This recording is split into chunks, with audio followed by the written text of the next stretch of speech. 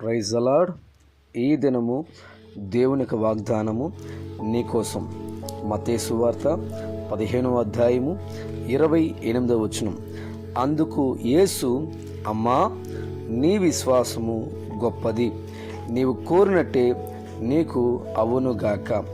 ఈ రోజున దేవుని ప్రజలారా, మన జీవితంలో అసాధ్యమైన ప్రతి కార్యము సాధ్యంగా మారాలా?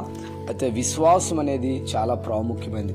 విశ్వాసం ద్వారా దేవుని కుటుంబంలో గొప్ప కార్యాలు జరిగించడానికి ఇష్టపడేవాడు. ఎందుకో చెప్పాలా?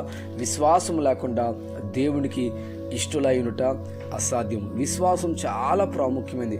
హెబ్రీ పత్రిక 11వ అధ్యాయం అంతా మనం చదివితే విశ్వాసం ద్వారా రాజ్యంలో జయించిన వారు, విశ్వాసం ద్వారా అగ్ని మంటను చల్లార్చిన వారు, విశ్వాసం ద్వారా గొప్ప అద్భుతములు చూసిన వారు ఎంతోమంది ఉన్నారు. ఈ రోజున దేవుని కుటుంబంలో బలమైన అద్భుతం జరిగించబోతున్నారు. ఒక బలమైన కార్యము నీ కుటుంబంలో ప్రభు చేయాలని ఇష్టపడుతున్నాడు. అయితే నీకు విశ్వాసం చాలా అవసరం. విశ్వాసం చాలా ప్రాముఖ్యమైన మాటని గుర్తు చేస్తున్నాను. మత్తయి సువార్త 8వ అధ్యాయము 5వ వచనం నుండి ఆ కింద వచనాలు వరకు మనం చదువుతున్నప్పుడు శతాధిపతి అనే వ్యక్తి కనబడతాడు.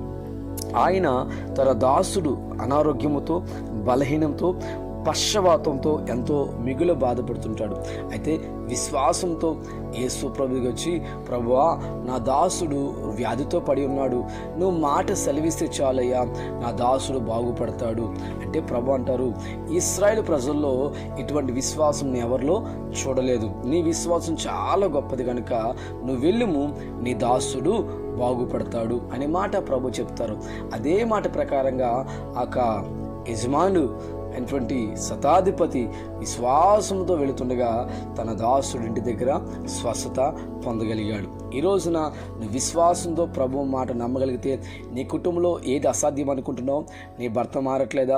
నీ బిడ్డలు మారట్లేదా? నీ కుటుంబ పరిస్థితులు బాగోట్లేదా? ఇంకా ఆర్థిక ఇబ్బందుల్లో, కష్టాల్లో, సమస్యల్లో నువ్వు నలిగిపోతున్నావా? ఈరోజు దేవుడిలో మోకరించి ప్రార్థన చేయి. ప్రభువా, నువ్వు ఏదైనా చేయగలవు కదా నాయన, అయ్యా నీకు అసాధ్యం ఇది లేదు కదా ప్రభువా అని ప్రభు దగ్గర ప్రార్థన చేయండి.